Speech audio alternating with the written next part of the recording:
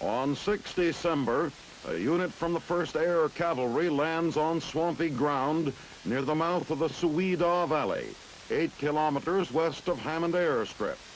As part of Operation Thayer 2, the unit's mission is to search and clear a VC village in the area.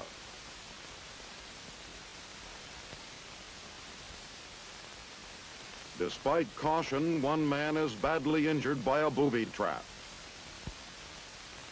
Many Viet Cong are known to use this hamlet as a base, coming down from the mountains for food and supplies. The men thoroughly search every dwelling in the village, finding both VC and captured U.S. material.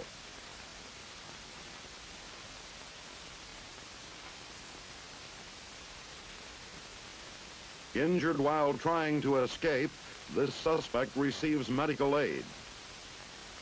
One hut is found to conceal a bunker, and the flamethrower makes short work of it.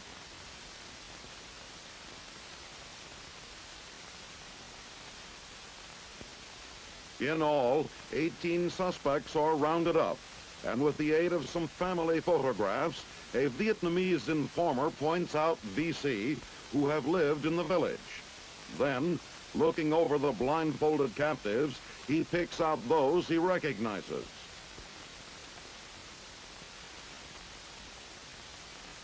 Most are not soldiers, but farmers, acting as couriers and tax collectors. After preliminary questioning, the prisoners are readied for return to base camp. Operation Thayer 2, which has so far accounted for 600 enemy dead and 1,000 suspects captured, continues in Binh Dinh province. In Tay Ninh province on 28 December, members of the 196th Light Infantry Brigade get set to pave the way for an assault on Viet Cong-held Black Virgin Mountain. At first, the operation takes the unit through swollen streams and tall grass. Then, deep in jungle, they encounter light contact with the VC.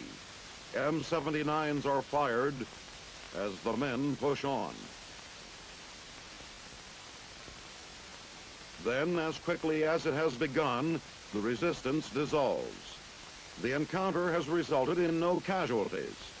During the pause, a combat photographer moves among the troops, while artillery targets are being checked, and the men wait. On the 10th of December, elements of the 11th Armored Cavalry Regiment secure a forward base campsite in Binh Thuy province.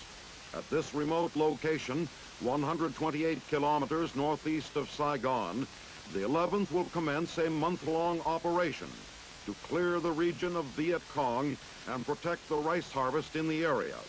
Up until this time, the area, which is composed of overgrown rubber plantations and numerous rice fields, has been totally controlled by the enemy. The first job of the armored cavalry is to strengthen camp defenses. Then the men take care of themselves.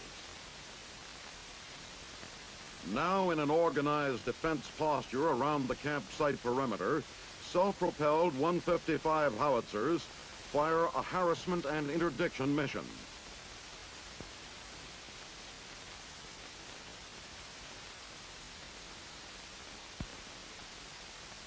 A vehicular convoy bringing additional elements of the 11th Armored approaches the campsite along Highway 3.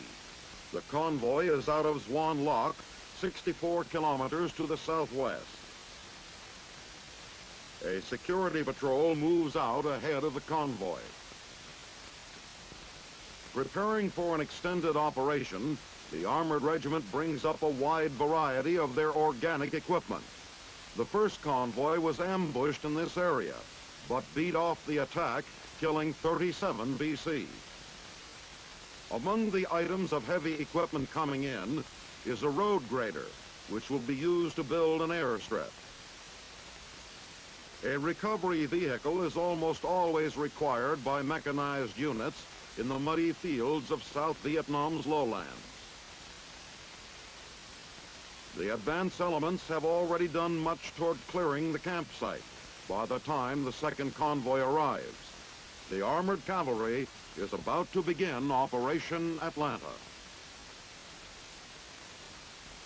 On 18 December 1966, General William C. Westmoreland visits the Newport area near Saigon to inspect the modern port facility now under construction. Every stage of the buildup of our armed forces here in Vietnam has required a proportionate buildup in the facilities to support these. This has involved the construction of entire harbors to get the goods of war into this country, logistical depots to store them, and airfields and roads to use them. But we're not only building to help the Vietnamese people to thwart aggression, but many of the harbors, airports, hospitals, roads, and support facilities we're building here will last many years beyond the present conflict. When peace is restored and Vietnam is free to pursue her own destiny, these facilities will be turned over to the Vietnamese. So in a very real sense, we are building for peace here in Vietnam. A new personnel detection device is being field tested by members of the 25th Infantry Division near Cu Chi. Water is used to activate the filtration system of the super sniffer. Then the controls are set for both audio and meter alarms. The audio signal headband is worn over the operator's temples. He receives the alarm signal from the power pack on his back. The sensor element is attached to the operator's rifle. Its findings are indicated on a meter and transmitted to the filtration device. Starting out on patrol, the operator scans the cover ahead. The new device, known as ManPack, is sensitive to odors given off by the human body, cigarette smoke, or human waste up to 300 meters ahead of the operator. In this test, the electronic sniffer soon detects the presence of someone in the heavy underbrush. Taking a bearing, the patrol goes in.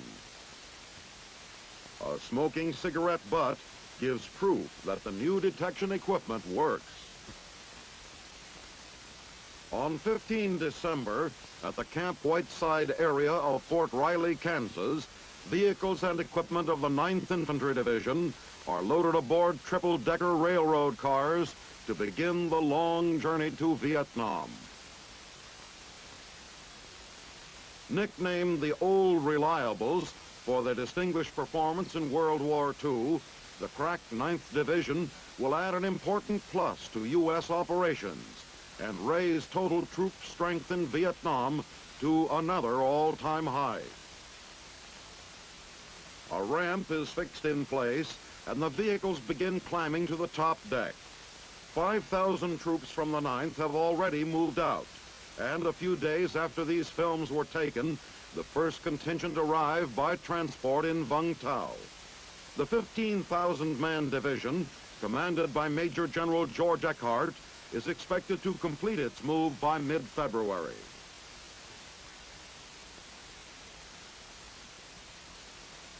On 6 December at USAROR headquarters in Heidelberg, Lieutenant General James H. Polk, accompanied by General Andrew P. O'Meara, USAROR Commander-in-Chief, arrives to assume his new duties as Deputy Commander-in-Chief, USAROR for 7th Army.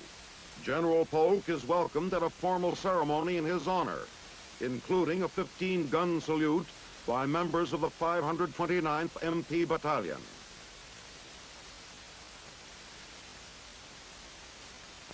A former 5th Corps commander, General Polk has been Assistant Army Chief of Staff for Force Development in Washington.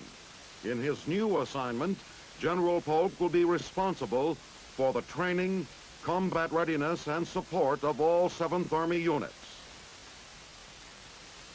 Generals O'Meara and Polk troop the line. then return to the reviewing stand. Accompanied by the 529th Band, the troops pass in review.